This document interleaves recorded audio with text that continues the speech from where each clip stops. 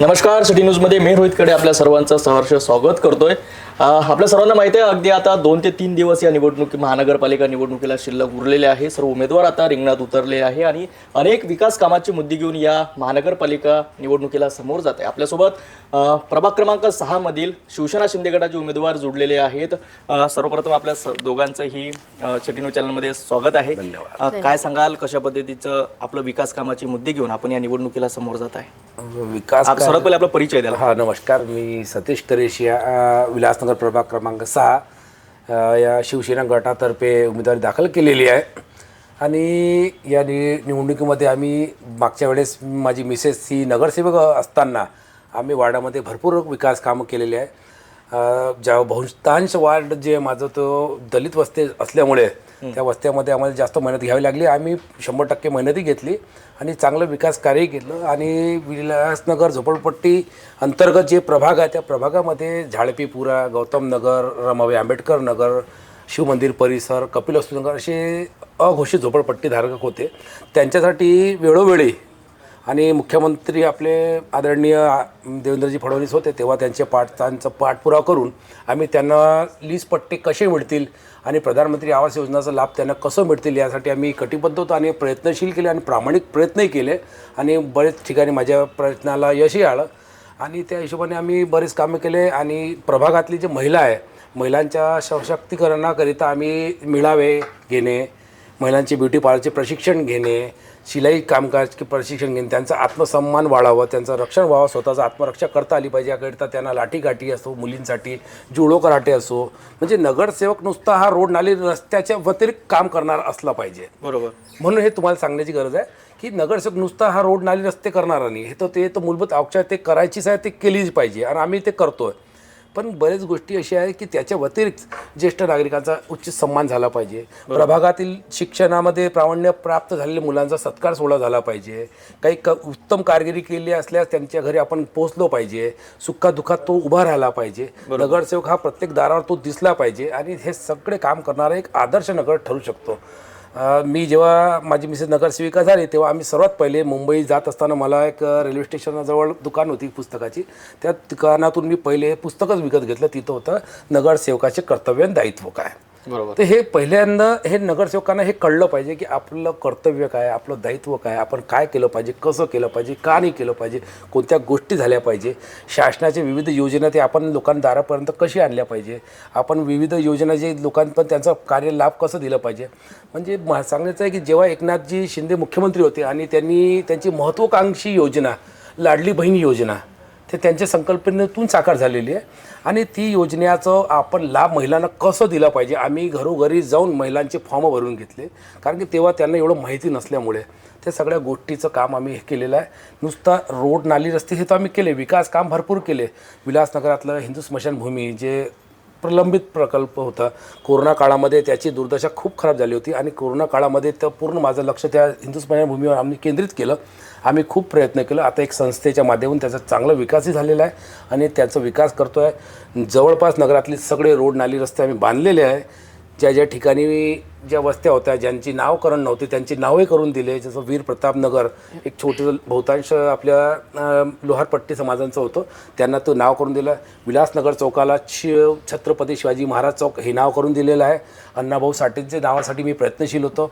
बाबासाहेब आंबेडकरच्या नावाखाली एक वाचनालय काढण्याची आमची संकल्पना होती, पण त्या मधल्या काळामध्ये आमचा कार्यकाळ संपल्यामुळे ती गोष्ट अर्धवट राहिलेली आहे.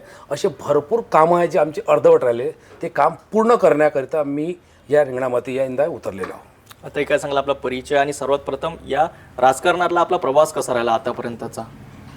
नमस्कार, मी सौ आरती सुनीलराव करडे, विलासनगर मोरबाग गवडीपुरा प्रभाग क्रमांक 6B मधील उमेदवारी करता यावर्षी नवीनच पहिल्यांदाच मी उभी आहे. तर मला असं वाटते की आतापर्यंत जेवढे आम्ही प्रचार करण्याकरिता गेलो सगळ्यांनी चांगला रिस्पॉन्स दिला आहे आम्हाला. आणि सगळ्यांना एकच हे आहे की आम्हाला शेणाच आणायची आहे. सगळ्यांकडून चांगला रिस्पॉन्स मिळालेला आहे आम्हाला. आपलं काय ध्येय राहील या निवडणुकीत? आपल्या प्रभागाकरता काही विशेष करण्याचं इच्छा असेल, आपली स्वप्न असेल? माझ्या प्रभागातील माझी बरीच काही स्वप्ने आहे. माझ्या प्रभागातील ज्या काही स्त्रिया आहे ज्यांना काही जे नवीन आता लेटेस्ट व्हर्जन आहे, नवीन जनरेशन आहे, त्याच्याबद्दल त्यांना काहीच माहिती नाही आहे. त्याबद्दल त्यांना माहिती करून देणे आणि आपले बचत गटाविषयी माहिती देणे आणि नवीन नवीन व्यवसाय त्यांना सुरू करण्यात, जसं जे काही घरगुती वाता, लोणचं, पापड वगैरे आणि अंगणवाडी वगैरे सुरू करणे. त्याच्या व्यतिरिक्त लहान मुलांचे बाल संगोपन कसे करणे, त्यांना आहार कसा देणे आणि अशा प्रकारचे बरेच जे काही आहे महिलांचे, त्यांना त्यांची माहिती देणे आणि त्याच्यातून त्यांना नवीन व्यवसाय देणे, मशिनरी वगैरे आणून देणे. असे बचत गटातर्फे त्यांना हे करणे, आपलं माहिती देणे आणि लहान मुलं आहे आणि आमच्या विभागातील बरेच मुले असे आहे की ते शाळेत जात नाही. आणि मेन म्हणजे सांगायची अशी की आई वडील गरीब असल्यामुळं कामाला जातात, मुलांना शाळेत जाता येत नाही, त्यांचे व्यवस्थित दप्तर वगैरे नसतात, त्यांना व्यवस्थित कपडे नसतात, त्यांची भरपूर मी काळजी घेईल. आणि माझं असंच ध्येय आहे की सुशिक्षित वर्ग तयार झाला पाहिजे. जसं आम्ही आता आहे, गेले 10 वर्षानंतर ते पण सुशिक्षित वर्ग बनला पाहिजे. जसं आज आम्ही इथं बसला आहे, उद्या समोर जाऊन ते पण इथं बसतील. बस एवढंच माझं ध्येय आहे. आणि माझ्या प्रभागातील नागरिकांना मला विनंती आहे, त्यांनीच मला इथपर्यंत समोर आणलेलं आहे आणि मला अशी विनंती आहे त्यांना की त्यांनी मलाच न देता आमच्या पूर्ण पॅनलला मत द्यावे आणि आम्हाला सगळ्यांना सपोर्ट करावे. बस एवढीच माझी इच्छा आहे. जसं की ताईने सांगितलं, तर महिलांसाठी विशेष कार्य करण्याची त्यांची इच्छा आहे. आपण सुद्धा यावेळेस प्रतिनिधित्व केलं आहे आपल्या प्रभागातलं. आपण विद्यार्थ्यांसाठी लायब्ररी असेल किंवा रोजगारासाठी काही विशेष करण्याची आपली इच्छा असेल, काय सांगाल? सध्या माझ्याकडे एक मुलांकरिता व्यायामशाळा माझ्या कारकिर्दीमध्ये आम्ही ते सुरू केलेली होती आणि आमच्या व्यायामशाळेला लागूनच महानपा शाळा क्रमांक 7 आणि 17 आहे. त्यापैकी दोन्ही शाळेवर माझं पहिल्यापासून लक्ष केंद्रित होतं आणि बरेच वेळा आम्ही तिथं मुलांसाठी जे काही प्रयत्न करता आले ते केले आम्ही. माझं पहिलं धैर्य असं राहणार की ह्या जे शाळा आहे त्या आपण डिजिटल शाळा कसे करता येईल. म्हणजे जे मुलं आता जे ताईने म्हटलं, जे समविचारिक असल्यामुळे यांचा विचार माझा विचार जवळपास एकसारखाच आहे की मुलांसाठी शिक्षण क्षेत्रामध्ये काहीतरी वेगळी कामगिरी करायची आहे. मी आधी पण म्हटलं, आता पुन्हा म्हणतो की विकास कामं हे बाजूला ठेवून ते सोबत करायचेच आहे, पण त्याच्या सोबत हे दुसऱ्या मूलभूत आवश्यकता गोष्टीकडे लक्ष देणे गरजेचं आहे. प्रभागातील महिलांकडे, मुलांकडे, जे वयोवृद्ध आहे, आई माता आहे, भगिनी आहे, सगळ्याच गोष्टीकडे आमचं लक्ष देणं हा प्रामुख्य उद्देश राहणार आहे. आणि त्या शाळेच्या माध्यमातून मुलाला कसं शिक्षित करता येईल.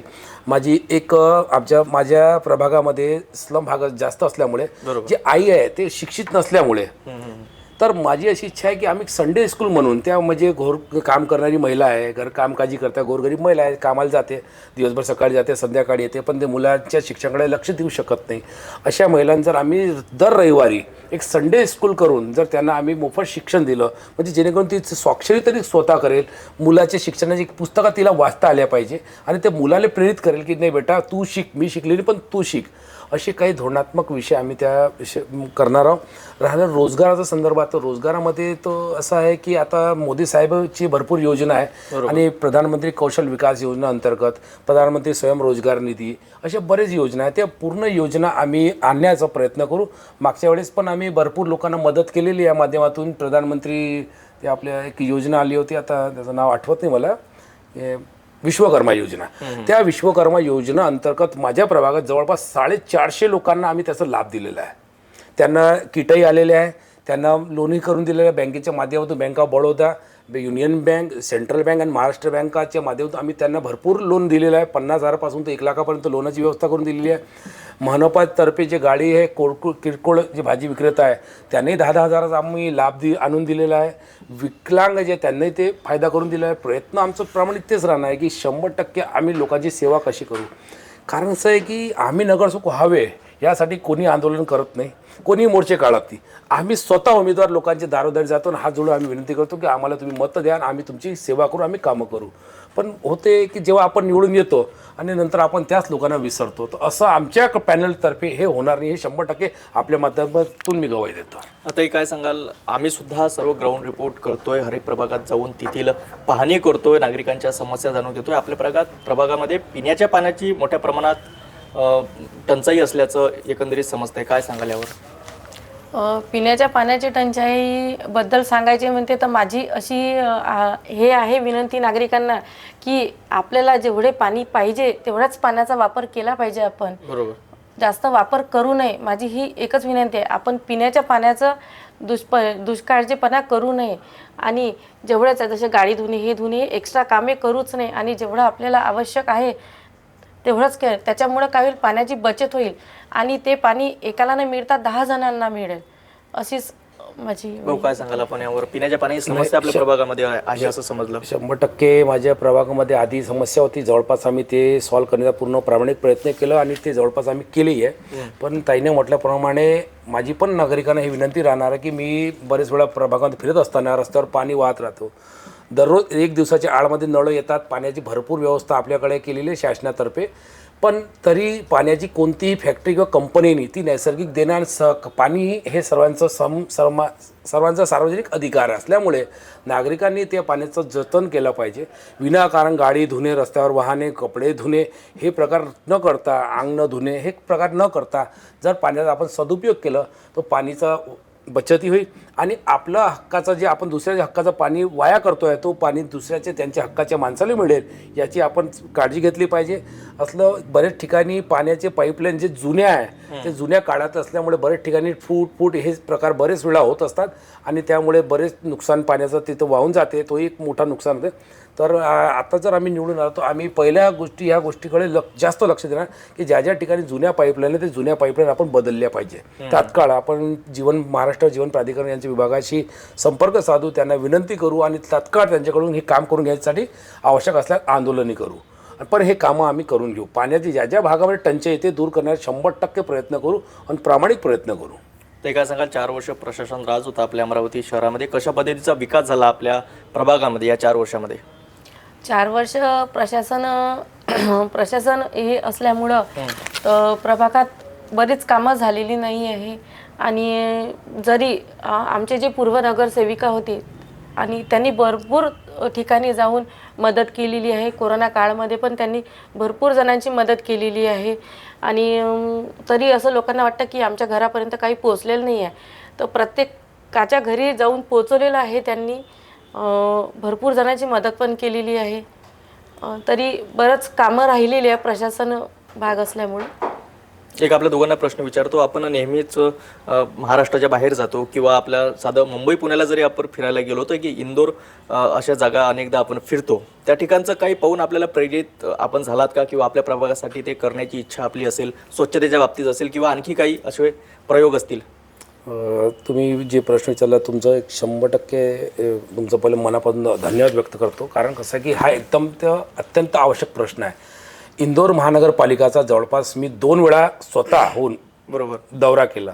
तिथल्या प्रतिभा पाल ज्यांनी ह्या इंदोरला प्रथम क्रमांक पटकावून दिलं, त्यांची जे नगर निगम आयुक्त म्हणतात त्यांची भेट घेतली. त्यांच्याकडून बरेच गोष्टी जाणून घेतल्या. पण हे जाणून घेतल्यानंतर जेव्हा आम्ही सदनमध्ये होतो आम्ही बरेच वेळा प्रयत्न केला. पण कसं आहे की अमरावती शहर आणि इंदोरची 2 गोष्टीची तुलना होऊ शकत नाही. पहिला एक लोकसंख्येच्या आधारावर, दुसरा आर्थिक. बरोबर. ह्या दोन्ही गोष्टी वेगवेगळ्या आहेत. तिथली जी नगर निगम आहे त्यांचं स्वतःचं एक म्हणजे यंत्रणा आहे लागलेली. पूर्ण त्यांच्याकडे टीम आहे, लोक आहे, माणसं आहे आणि ते सर्वात मोठी त्यांचीच मनाची तयारी आहे. आपल्याकडे त्या गोष्टीची कमतरता आहे. सर्वात मोठी कमतरता आहे इथल्या प्रशासनाची मनाची तयारी. बरोबर. आणि याच्यासोबत लोकांचा सहकार्य. या दोन्ही गोष्टीचा जोपर्यंत ताळमेळ होत नाही तर ही समस्या एवढ्या लवकर सॉल्व्ह होणार नाही. माझं हे प्रामाणिक मत राहणार. जर आम्ही सदनामध्ये गेलो, महानगरपालिकाच्या हाऊसमध्ये जर पोहोचलो तर आम्ही लोकांपर्यंत कसं ज्या पद्धतीने त्या प्रतिभा मॅडमनी जे काम केलं, पाल मॅडमनी, त्या धर्तीवर त्यांच्या पावलावर पाऊल ठेवत आम्ही ते प्रामाणिक प्रयत्न, कारण की त्या गोष्टीचा पूर्ण अभ्यास मी केलेला आहे. त्यांनी घरोघरी पहिले लोकांना कचरा संकलन घरात करा आणि घंटा गाडी आल्यावरच त्याच्यामध्ये टाका, रस्त्यावर कचरा टाकू नका, हा विश्वास त्यांनी स्थापन केलं. त्या नागरिकांच्या मनामध्ये एक स्थान वेगळं तयार केलं की नाही, तुम्ही कचरा टाकू नका, आपण कचरा टाकणारे नाही आहो, आपण कचरा साफ करणारे आहो. आम्ही गाडीवाल्याला म्हणतो कचरेवाला आला, पण कचरेवाला तो नाही, कचरेवाले खरे आपण आहो. तर या गोष्टीची जर लोकांना कळली की जाणून आपण रस्त्यात टाकण्याऐवजी नाल्यामध्ये टाकण्याऐवजी रोज गाड्या येतात ते गाडीमध्ये टाकलं पाहिजे. जोपर्यंत लोक स्वतः सहकार्य करणार नाही तर ही मुळातून समस्या कधी संपणार नाही. आणि हे संपवण्यासाठी सर्वांनी पूर्ण नागरिकांनी एकदा स्वतःहून कटिबद्ध व्हावे लागेल आणि प्रशासनाला पण या गोष्टीची दखल घ्यावी लागेल. यंत्रणामध्ये सुधारणा करावी लागेल. बरेच गोष्टी आहे. माणसं अपुरेसे आहे. प्रभाग खूप मोठे आहे. नगराचा शहराचं विस्तारीकरण खूप मोठ्या प्रमाणात झालेलं आहे. पण व्यवस्था अजूनही वाढवलेल्या नाही. तर व्यवस्था वाढणं हा पहिला भाग राहणार आहे. आमचे आदरणीय मुख्यमंत्री आणि एकनाथजी शिंदे साहेब यांच्याकडे नगर विकास खाता आहे. बरोबर. आणि त्या दिवशी परवा ते सभेमध्ये बोलून गेले. आपल्याला या मुख्यमंत्र्यांच्या पदाचा खूप मोठा फायदा होऊ शकतो. कारण नगरसेवक जर समजा त्यांचे राहिले तर नगराचा विकास करण्याकरिता एक मोठं पाठबळ आपल्याला मिळेल असं वाटतं. त्यांनी त्या दिवशी आम्हाला सभेमध्ये म्हटलं आणि जेव्हा आमची प्रत्यक्ष भेट झाली तेव्हा त्यांनी म्हटलं की तुम्ही ताकदीने भिडा. यंदा शिवसेनाची जर आपण या ठिकाणी चांगली नगरसेवक निवडून आले तर मी तुम्हाला जास्तीत जास्त निधी देण्याचा प्रयत्न करतील. त्यांचा विचार सर्वांना घेऊनच चालायचा आहे. पण ते थोडंसं झुकता माप ते शिवसेनेच्या नगरसेवकाकडे ठेवतील असं त्यांनी त्यांची इच्छा दर्शवली. आणि परवाच्या दिवशी प्रताप जाधव हे पण माझे प्रभागात केंद्रीय मंत्री त्यांचा प्रचार दौर झाला सभा झाली. त्यांनी पण तिथं त्याच गोष्टीची पुन्हा उजळणी केली की नाही आपण करा आम्ही तुम्हाला पैशाची कुठेही कमतरता पडू देणार नाही. आणि आम्ही जर शिवसेनावाले जर तिथं पोचलो तर आम्ही शिवसेनावाले जेवढे नगरसेवक आहेत पूर्ण उपमुख्यमंत्री यांची भेट घेऊन महानगरपालिकाची आर्थिक बाजू कशी मजबूत करता येईल याच्यावर जास्त भर देणार आहोत. आणि ह्या स्वच्छतेच्या संदर्भात लोकांचा सहभाग कसा वाढवून घ्यावा लागेल. NGOज जे आहे त्यांना विश्वासात घ्यावं लागेल. नागरिकांमध्ये विश्वास स्थापन करावा लागेल. प्रशासनाची जी व्यवस्था आहे ते व्यवस्थित करावं लागेल. डिपार्टमेंट हे सगळे एका ठिकाणी आणावं लागेल आणि तेव्हा जाऊन हे सगळ्या गोष्टी होईल. याच्यामध्ये जे तिसरं ते प्रतिभा पाल मॅडमनी मला सांगितलं होतं की भाऊ म्हणे जेव्हा आम्ही कोणताही विषय प्रशासन घेतो त्याची प्रशासनाची अडचण त्यांनी सांगितली की सर्वात पहिले आमच्यासमोर कोण येतात नेते. बरोबर. कारवाई करू देत नाही. आता जर मी अतिक्रमणाची कारवाई केली तर पहिलेच लगेच आमदार खासदाराचे फोन नगरसेवकाचे फोन. तर हे अडथळे निर्माण होऊ नये असा प्रयत्न ते जे काही आमदार खासदार राहतील नगरसेवक राहतील जे काही या जे डिपार्टमेंटमध्ये महानगरपालिकेमध्ये राहतील त्यांना पण हे सगळ्या गोष्टी समजावं लागेल की नाही आपण हे जे शेवटी प्रशासन काम नागरिकांसाठीच करतो. महानगरपालिका हे नागरिकांसाठी करते. महानगरपालिकाची ती नैतिक जिम्मेदारी आहे. रस्त्यावरचं अतिक्रमण जर काढायला गेलो तर नागरिकांची सोयीसाठी आहे. त्यांचं काही वैर नाही आहे त्यांच्याशी. पण ते थांबवणे किंवा आम्ही दडपशाही करणे हे जे गोष्टी आहे ह्याला कुठंतरी नेते म्हणून यांनी पण थांबवली पाहिजे. तोपर्यंत अमरावती हा कधी स्वच्छ होणार नाही. काय सांगाल आपण एखाद्या ठिकाणाहून प्रेरणा घेतली असेल एखादं शहर आपण पाहिलं असेल जसं आपल्या अमरावती शहरामध्ये व्हावं अशी आपली इच्छा असेल काय सांगाल एखादं उदाहरण छोटं. बस माझं एकच म्हणणं आहे ज्याप्रमाणे अमरावती महानगरपालिकेने सगळ्यांना सांगितलं ओला कचरा आणि सुका कचरा असे 2 डस्टबिन करायचे असे 2 भाग करायचे. त्या जनतेने जर हा नियम जर लागू केला ओला कचरा एका याच्यात आणि सुका कचरा एका याच्यात आणि जे काही काचेचे वगैरे वस्तू ते एका याच्यात जमा करायचे हे जर सगळ्यांनी नियम लागू केला सगळ्यांनी व्यवस्थित त्याची अंमलबजावणी केली तर मला असं वाटते अमरावती सुंदर व्हायला वेळ लागणार नाही. भाऊ काय सांगाल 2025 मध्ये आपल्या अमरावती महानगरपालिकेला स्वच्छ हवेचे शहर म्हणून पुरस्कार मिळाला आहे. आता अमरावती शहरात वाहनांची वाढती संख्या आणि वाहतूक कोंडी काय चित्र वाटेल आपल्याला समोरचं अमरावतीचं आणि कचऱ्याची सुद्धा समस्या आपल्या अमरावती शहरामध्ये मोठ्या प्रमाणात आहे. आता प्रदूषणाचा विषय जर म्हटलं तर हे ठीक आहे की आपण आपल्या महाराष्ट्रामध्ये जे विदर्भ आहे आणि विदर्भाला लागून जे आपलं नंदनवन आपलं चिखलदरा मेलघाट आहे याची जेव्हा हवा उलटी वाहत राहते अशा वेळेत माझं असं मत आहे की अशाच वेळेस काही तपासणी झाली असेल प्रदूषणाच्या संदर्भातली तर ती उलटी हवा जात असताना त्यांना वाटलं हे प्रदूषणमुक्त शहर आहे. पण तसं खरं नाही आहे. पण जरी हे म्हटलं तरी हा प्रदूषण थोडा जे आपल्याला अवॉर्ड मिळालेला त्याच्याकरिता मी आयुक्त जे काही होते त्यांचं मनपूर्वक धन्यवाद व्यक्त करतो.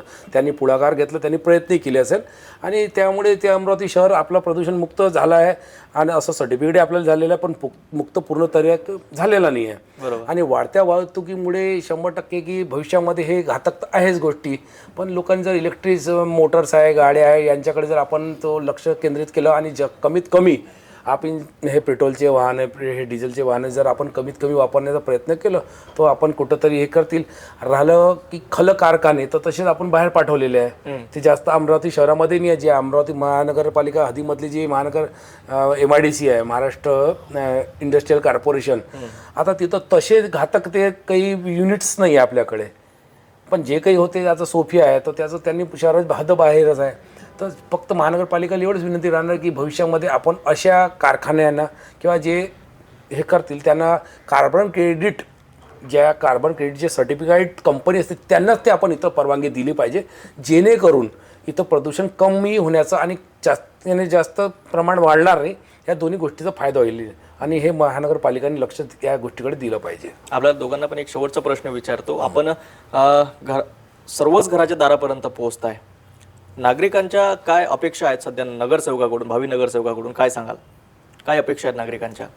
नागरिकांची अपेक्षा तर भरपूर काही असते. प्रत्येक नागरिक आपले वेगवेगळे विचाराचे असतात, सगळे समान विचारिक नसतात. आणि जेव्हा कोणी मतदान करतात तर त्याचे वेगवेगळे 4 कारणं असतात. कोणी बघतोय की माझा पक्षाचा आहे का, कोणी बघतोय माझ्या जाती धर्माचा आहे का, कोणी बघतोय ह्या कामाचा आहे का, कोणी बघतोय याची हवा आहे का. तर असे मतदान करणारे वेगवेगळे लोक आहेत, त्यांचे मतदान ते करतील. शेवटी बाबासाहेबांनी दिलेला तो अधिकार आहे आणि ते तो वाजवलाही पाहिजे.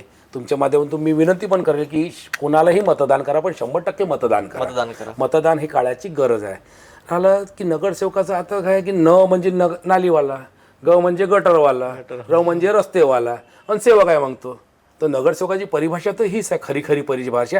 आणि बरे आधीचे जे नगरसेवक अमरावती शहरात झाले त्यांनी जवळपास 30 प्रकारचं चित्र उभंही केलेलं आहे की मी नगरसेवक म्हणजे हे.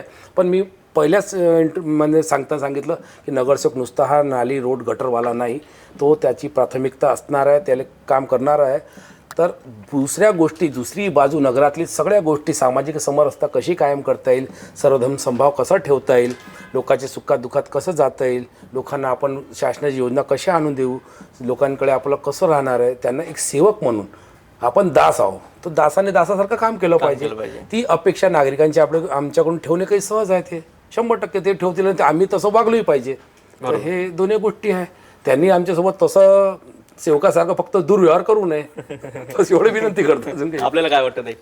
सतीश दादांनी सांगितल्याप्रमाणे मी दादाशी सहमत आहे. आणि मी पहिल्यांदा उमेदवारीमध्ये उभी असल्या कारणाने मला सगळ्यांचा चांगला रिस्पॉन्स, आम्ही तुला निवडून देऊ म्हणे, तू आमच्या प्रभागातील सगळे कामं कर. आता आम्हाला तुझ्याकडून आशा आहे म्हणे, तुम्ही सगळे पॅनलमधून आम्ही तुम्हाला निवडून देऊ, तुम्ही सगळ्यांनी मिळून आमचे हे करा, म्हणजे जे काही आमचे समस्या आहे ते सगळे हे करा. आम्ही सगळेजण तुमच्या सोबत आहे, तुमच्या धनुष्यबाणासोबतच आहे. नक्कीच यावेळी सर्व उमेदवार आपल्या विकास कामाचे मुद्दे घेऊन या महानगरपालिका निवडणुकीला समोर जात आहेत. आणि आता अवघे 2 ते 3 दिवस या निवडणुकीला शिल्लक राहिलेला आहे. सिटी न्यूजच्या माध्यमातून सुद्धा सर्व मतदारांना आम्ही आवाहन करतो की 100% मतदान करा. आपण पुन्हा जुळणार आहोत आणि पुन्हा जे आहेत उमेदवारांची चर्चा करणार आहोत. तोपर्यंत पाहत रहा सिटी न्यूज. नमस्कार.